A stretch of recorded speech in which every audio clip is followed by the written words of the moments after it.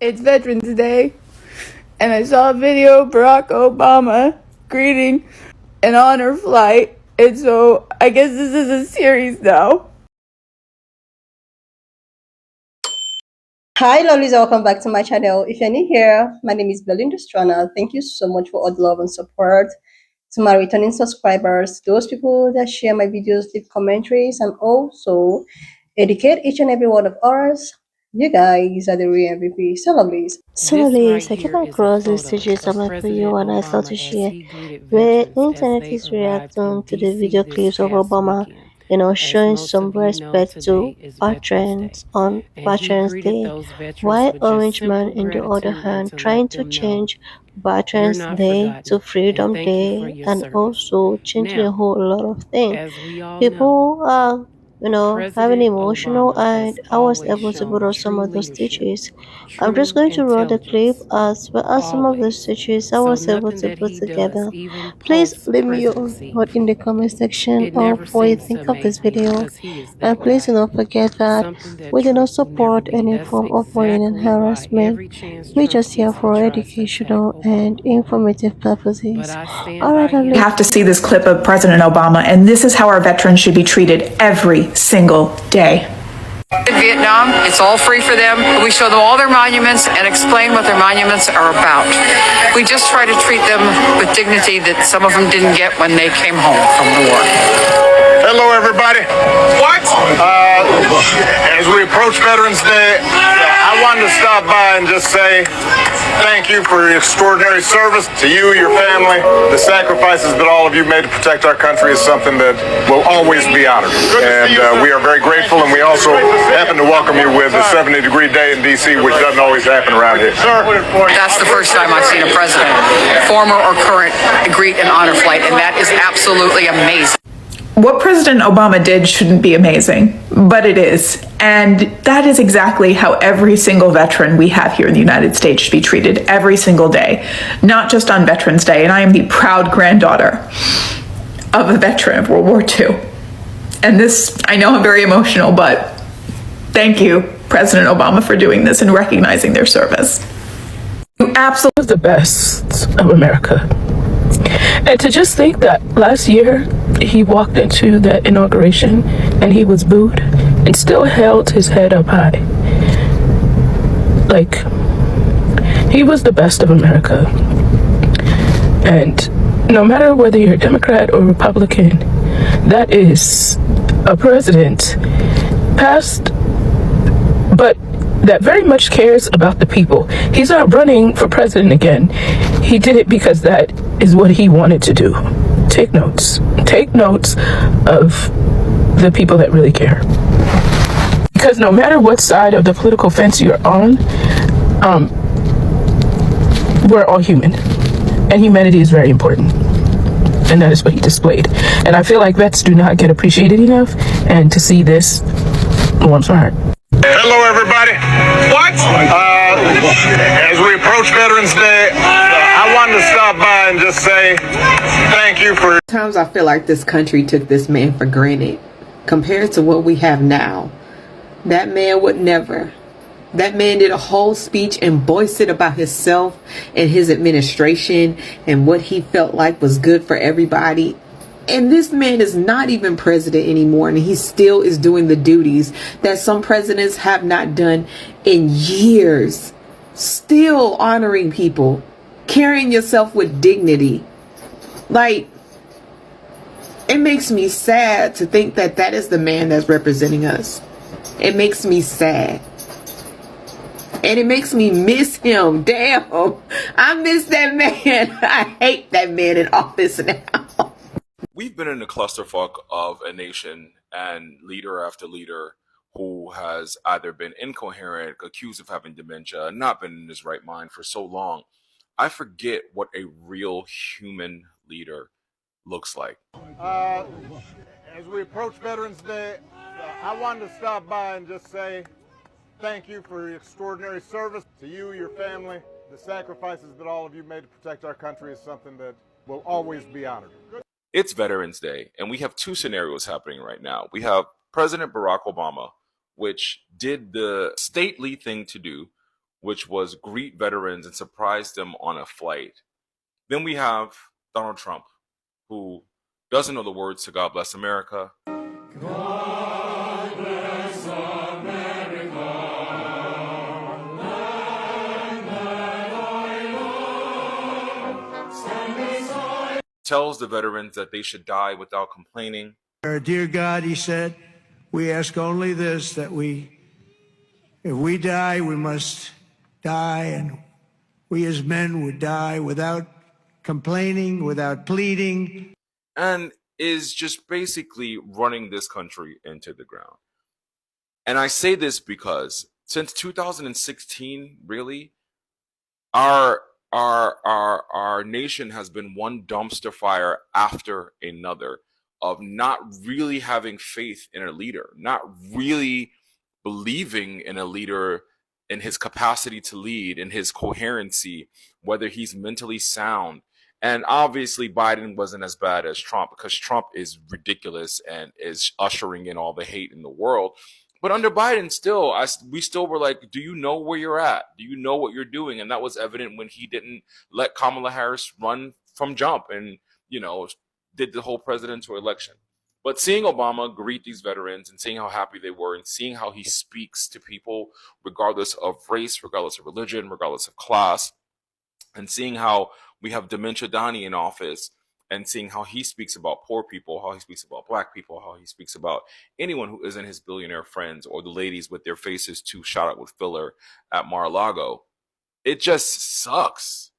It sucks not to be inspired by a leader.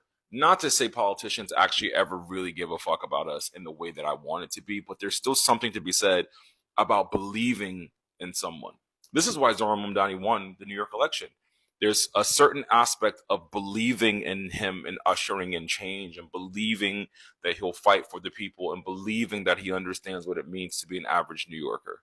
Happy Veterans Day from the ex-Al-Qaeda guy. Imagine being a veteran and watching the ex-leader of Al-Qaeda, and I mean this quite literally. Only a couple years ago, he had a $10 million bounty on his head from the US government and was on the most wanted terrorist watch list. He's now playing basketball with US officials, including the leader of CENTCOM, and doing photo shoots in this gaudy-ass, whatever this is, remodeling of the White House. Listen to what Trump says when he was asked about his, history of terrorism. We want to see Syria become a country that's very successful, and I think this leader can do it. I really do. I think this leader can do it. And people said he's had a rough past. We all had rough pasts. A lot of us have had a rough past. You know what I'm saying? Somebody needs to tell Trump to calm down on the makeup. It's giving Oompa Loompa. While Trump was cozying up to this dude, who again was on the US's terrorist watch list like 5 minutes ago, our new mayor-elect Zohran Mamdani, who they all keep viciously smearing as a jihadist terrorist, was having lunch with veterans in the Bronx. I want to talk about the fear-mongering that Americans succumb to, especially when it comes to brown people, in particular if those brown people are Muslims. Muslim, Piers. He's Muslim. Oh, Lord, this should be good. Piers, mind you, on Sunday, Mamdani was in a gay club, pandering to the gay people to try to get votes. And So Mamdani's already mayor, and you're on Piers Morgan upset that he actually was campaigning to gay people in the most liberal cities in America, which has a large population of gay people. Okay, he's a Muslim dude from there, and what he's practicing, Piers, taqiyya, okay? It's a practice in Islam, all right, Piers, that you deceive and you lie about stuff just to have people to further your Islam agenda. The fact that people can come online and spread misinformation like this and just lie about things they don't know about is the problem, is the reason why we're in the predicament we're in. Taqiyya is not a practice for you to lie to expand or further the Islam agenda. It is a concept in Islam that refers to the practice of concealing one's faith to protect yourself from danger. It has nothing to do with trying to convince anyone of joining Islam or the Islamic agenda, whatever the fuck that means. He's Muslim, Piers. He's Muslim. How do Muslim people feel towards gays? Are you guys lost? Are you lost? Every video I see, every speech I see about the fear that they have of Mamdani is more just saying he's Muslim. And what does that mean? What does that mean, somebody being Muslim in 2025? It is a religion. It is a peaceful religion, to be honest, that has the same pillars of faith that the other Abrahamic religions have. Have you seen how white evangelical Christians treat gay people, treat women's bodies, treat the family, treat black people, treat Latinos and brown people? Have you seen them take joy in ICE ripping families apart, detaining them, beating up women? Have you seen them take joy in forcing women to have babies and then cutting off SNAP benefits and then taking joy in that? Have you seen them take joy in calling black people savages and talking about them in church like black people are the cause for every problem in this country? That's white Christianity, not scary brown Muslims. There's a girl in here that called 30 religious institutions to ask them for help with baby formula. Of that 30, 2 black churches, 1 Catholic church, and 1 mosque helped her. You know who didn't help her? Those white Christians.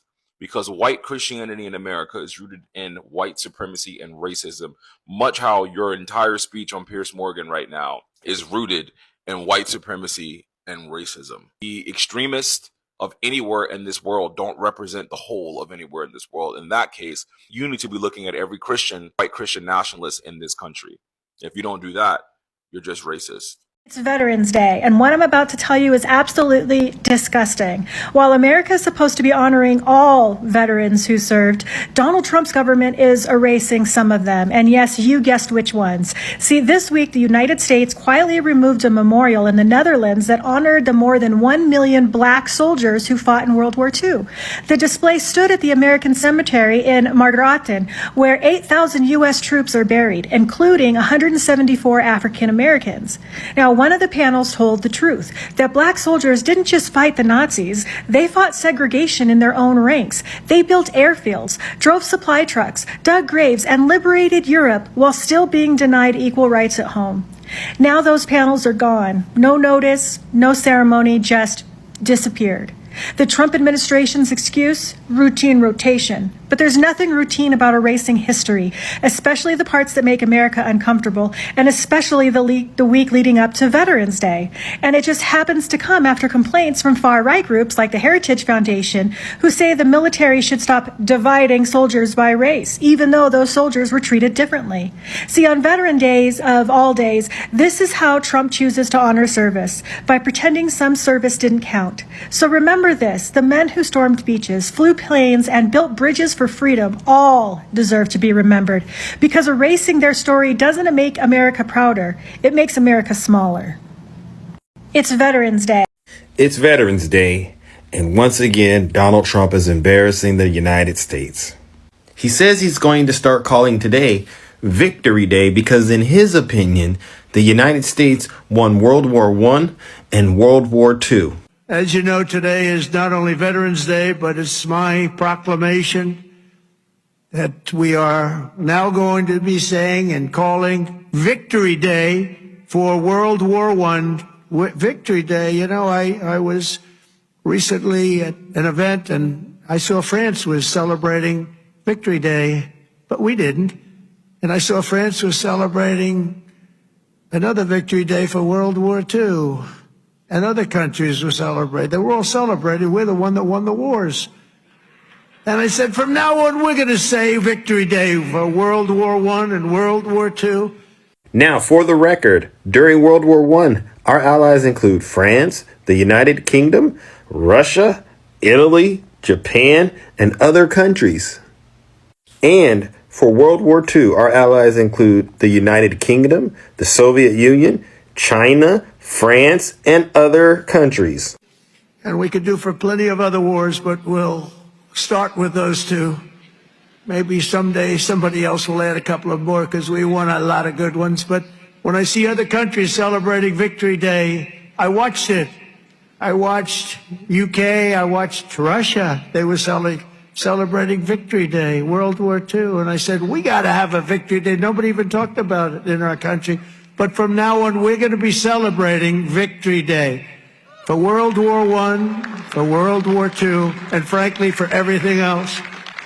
Under the Trump administration, we're restoring the pride and the winning spirit of the United States military. That's why we have officially renamed the Department of Defense back to the original name, Department of War.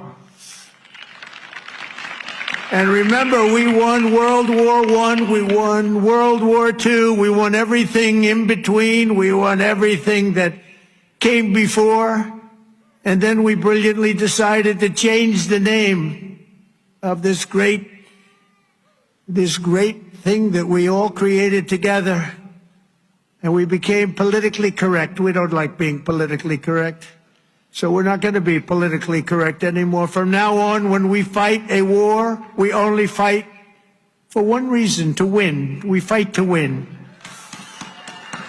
Now that, ladies and gentlemen, shows that Donald Trump does not respect our men and women in uniform, and he doesn't even understand history because he's disrespecting our allies who we helped win the world wars. And about the rebranding of the Department of Defense into the Department of War. That's a slap in the face, ladies and gentlemen, as far as I'm concerned, for all the men and women who've laid down their lives or served this country in some capacity to bring peace to the United States. What a disgrace. Grow up, Trump. Seriously, lovelies, this is actually an issue of when you don't know what you actually want, the value of what you actually have. Not knowing the value of what you have is a huge red flag, because if you don't know the value of what you have until when you lose it, you keep on crying, you won't be able to move on and thereabouts. Now, people are having an emotional breakdown or mental and emotional, or for the wonderful things that she has been doing, according to most of the stitches I put up here. The thing is that Ababa decided to go welcome these guys just to give them the respect that they all deserve. Like, even though he is not obligated to do the things that he is doing, he is not a citizen, he is a farmer. But he decided to show some respect to the veterans, because these are the same people that is fighting for the country. These are the same people that are at the war front. These are the people that prevent or preserve the citizens of each own country. So they deserve all the respect that they are getting, right, especially that's from Obama. But on the other hand, Orange Man is bent on doing a whole lot of nothing but humiliating and just to oppress people. I know that this man, seeing what Obama has done, is going to make him tweet. He's going to tweet on his socials just to prove a point. He's all out here. Obama is all out here doing what he thinks that he can actually do to actually change a particular narrative. But on the other hand, this other person is trying to make these people homeless, not to give them Medicare or whatsoever. Not to also, you know, the thing is that this thing that is happening right about now was supposed to be avoidable. But there are so many people who chose this path right now, then stressing a whole lot of people who never made this particular choice. Now, these people who chose this path are all seated, then the other ones complaining. And now this will, because of the shame, they cannot beat their chest and say that, oh, I actually one of the people who contributed with whatsoever that is going on in this society right now. Like, I also want to emphasize on what is really going on in Chicago. I've seen so many stitches, people reacting so heavily about Chicago. Like, seriously. I know that a whole lot of people will like have regret and will be regretting their votes till date, because this is so bizarre. This is just something that probably could have been avoidable, but because of self HATE or supremacy or references, this is why everybody is in this scenario, in this situation right about now. Why is never like God love this. When I saw that video of Mama shaking hands, welcoming them, and the way at which these people were like, oh my God, they acted so surprised. This is not act. They actually were so surprised. I was so emotional as well.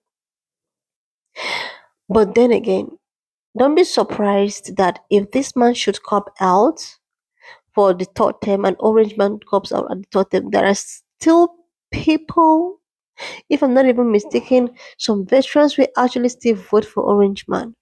Which is just why everything is getting so difficult, because at the end of the day you don't even know what exactly what people want. He might be taking all of, like, the thing is that, Lovelace, we just we just need to keep on hoping and praying for the best. We just need to keep on hoping and praying for the best, because some veterans already know the kind of person that he is. So what made them to actually put him in that office? What made him to do that? You know? Anyways, this is not a time to apportion blames, but I think it's a time to pick up the remaining pieces of one's life and move ahead and move across.